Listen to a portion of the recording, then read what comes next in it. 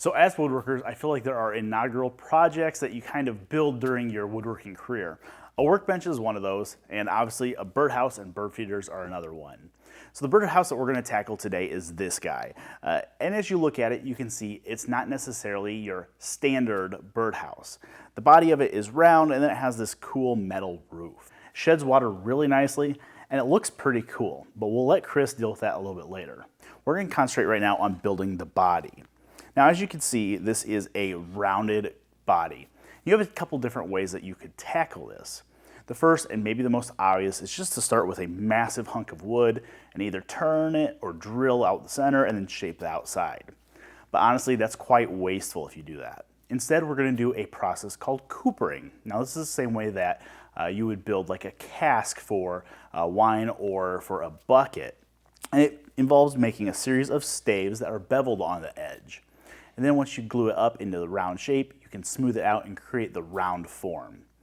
And because this process, it doesn't use a whole lot of material. So this is a great opportunity to try something that you wouldn't usually use. So I'm going to use redwood. Now, redwood's not something we find every day in Iowa, and I happen to have some that I had salvaged from a demolition project here in town. And it's going to weather really nicely, so it's going to make a great little birddominium. So first thing we're going to do is grab our blank, head over to the bandsaw, and rip apart some staves. So the staves create the body of this birdhouse are about 1/4 inch thick, and they're about 7/8 inches wide. Now I say about because the thickness of them doesn't really matter a whole lot. So I'm going to set my fence here to make these staves a little thicker than necessary, and then I'll send them through the planer to plane them down. But honestly, we do have to remember what this is. It's a birdhouse. So if they end up being a little thinner, a little thicker, or they have some saw marks, it's not the end of the world. And my blanks here are wide enough to get at least 2, maybe 3 out of. So I'm gonna rip these down into 1/4 inch strips, and then we'll head over to the table saw and rip them and bevel them at the same time.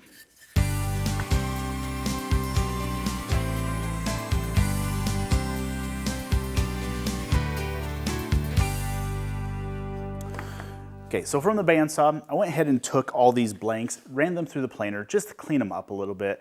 There might be some saw marks here and there. I'm gonna sand it anyways once it's glued up. Plus, it is a birdhouse, so not terribly concerned about it. I also went ahead and trimmed them all to a consistent length. I left it a little long, so once I have everything glued up into that tube shape, I can sand the ends, make sure everything's flush. But here at the table saw, this is where the stave construction really happens. So let's look at the setup I have here. The first thing I have is I've set up a fence, and this is just an auxiliary fence. It's clamped on to the rip fence, and the key here is just that this face is smooth. These edges, once we make our first bevel cut, are going to be sharp, but they're also going to be delicate. So I want to make sure that there's nothing on that fence face that's going to catch it, ding it, or bind up the stock in any way. Also, make sure I have a push block. These are going to get pretty narrow. I think the width is 7/8 of an inch on them. So I want to make sure I have something to hold the stock down securely, but safely make the cut. And then the real key here is setting the angle of the blade. And to do that, I like to use a digital angle gauge. What this allows me to do is to zero out the angle gauge on the surface of the saw. Then I can raise the saw blade, stick it to the saw plate, and then tilt the blade until the angle reads out what I'm looking for. What I'm looking for is 9 degrees. So after I have that set, I'm gonna make a bevel cut along one edge of each workpiece. Then I'll set this width to whatever the width of our staves are, flip it around, and I'm gonna make a cut. And I'm gonna rip a couple out of each one. After each cut, I'm gonna have to flip the blank over to make sure the bevels are going in the right direction. But we'll make a pile of staves, then we'll head back to the bench and glue them up.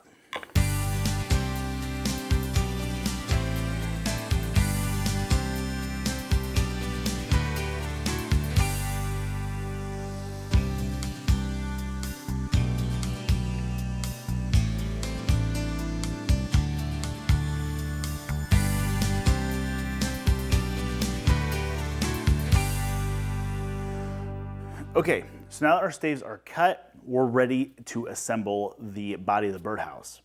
However, if you think about it, putting glue on 20 different parts, trying to clamp that round shape together can get a little messy if you don't plan ahead. So let me show you my setup that I found has worked pretty well. So basically what I have is I have a T-square that's clamped to the bench. I also have some wax paper down. This helps keep glue off the bench, and there will be glue that seeps out. And the real key here is going to be the clamping, and that's really the hardest part. But some blue painter's tape or green painter's tape, any masking tape, will help act like a hinge, and you'll be able to really roll everything together fairly easily. So let's go ahead and start getting our tape on our bench.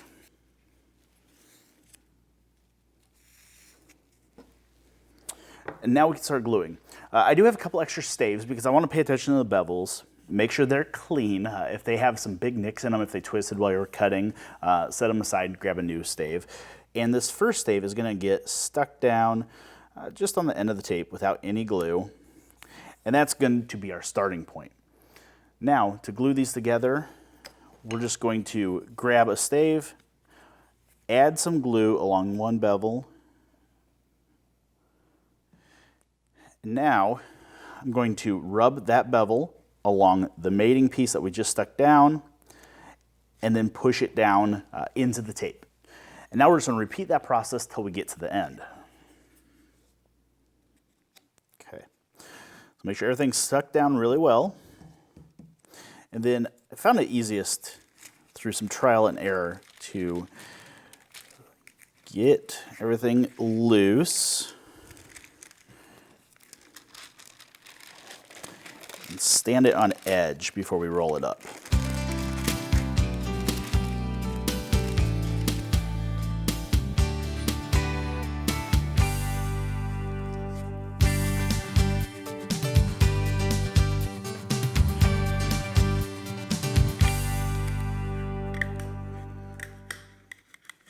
Okay, there we go. Now those joints all look pretty good. They're all nice and tight. And I'm gonna throw a couple more rubber bands on here, let this glue cure, then we'll come back, give it a final shape, then we'll look at adding the top plug and the bottom.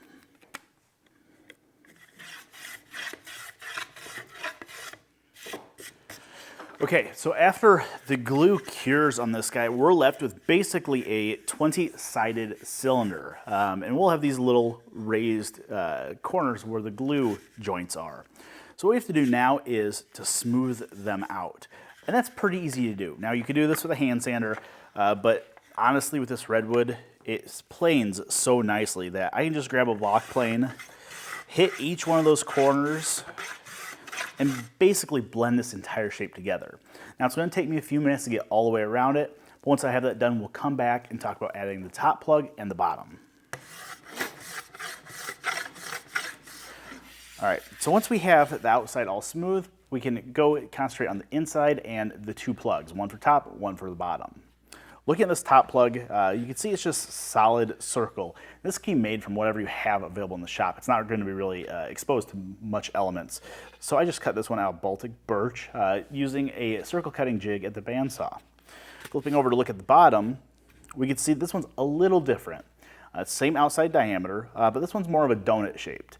There's a particular reason for this. At the end of the season, when the birdhouse has been evacuated, you can pull the bottom off, reach in there, remove the nest, then it's ready to go for the springtime. Again, this was just cut at the bandsaw, then use the hole saw to remove the center section. Now, speaking about the bottom, the original had a bottom that was made out of 2 layers of 3/4 inch stock. Those were cut into a circle and then routed at the router table. But if you know me, if I have a chance to use the lathe, I'm going to. So I glued up a blank of redwood that was about 1.5 inches thick, and I stuck it on the faceplate using 4 screws. Then I used my bowl gouge to create a circle that was the right size diameter, and then I switched over to a spindle gouge.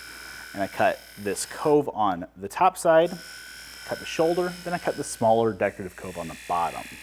After a little bit of finish sanding, this is what I'm left with. And it looks pretty good, and it's pretty close to the original, but really you can come up with whatever shape you want. So this guy will just get mounted on the bottom and attached with 4 screws through that bottom into that donut ring. So once that's attached, we can give everything a final sanding, give it an outdoor finish. But now I think we'll bounce this off to Chris to make the top. Well, with the body of the birdhouse complete, it's time to move to the roof. The roof consists of a couple of parts, the first being this roof plate. Now this plate was spun on the lathe, just as you saw Logan create the bottom for the birdhouse. To help support the sheet metal roof, there are two roof trusses. These trusses were created at the table saw. The lap joint was formed using a dado blade, and these long miters were cut using my miter gauge.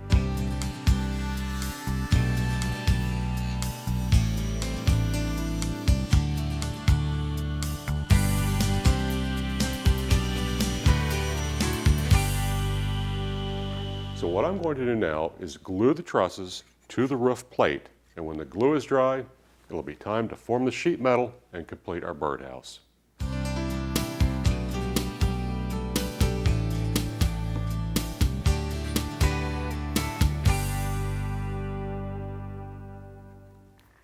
Well, it's time to create the sheet metal roof.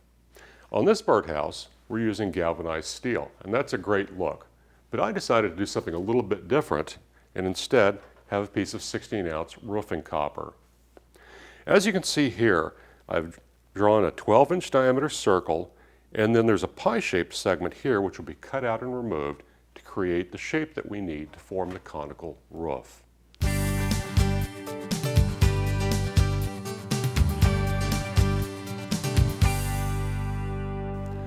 Once I'm done cutting this roof out, I'm going to form it around a mandrel. The mandrel is simply a very large, heavy dowel, and it will help me impart this curvature to the roof without kinking the metal. The next step is going to be to take that copper and to gently form it around our roof trusses and nail it off. Because the sheet metal is a little bit thick, I'm going to pre-drill all the holes for the tacks and then secure the roof to the structure. The last step will be to add an eye bolt for hanging the birdhouse, or a decorative finial if I'm going to be mounting it on a post. Woodsmithplans.com. Hundreds of professional, high-quality woodworking plans right at your fingertips. Every single plan is presented as an easy-to-download digital package that includes pages of step-by-step instructions, full-color photos, illustrations, and exploded views, retail sources for hardware and supplies, plus a cutting diagram and materials list. Many plans offer handy video overviews and guides.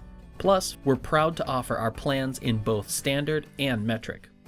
Everything is here, from gorgeous heirloom furniture projects to handy shop projects and upgrades, clever, cost-effective storage solutions, as well as weekend projects and accessories that are great for gifts. All fully searchable and categorized for easy browsing. Woodsmithplans.com, everything you need for building fine woodworking projects.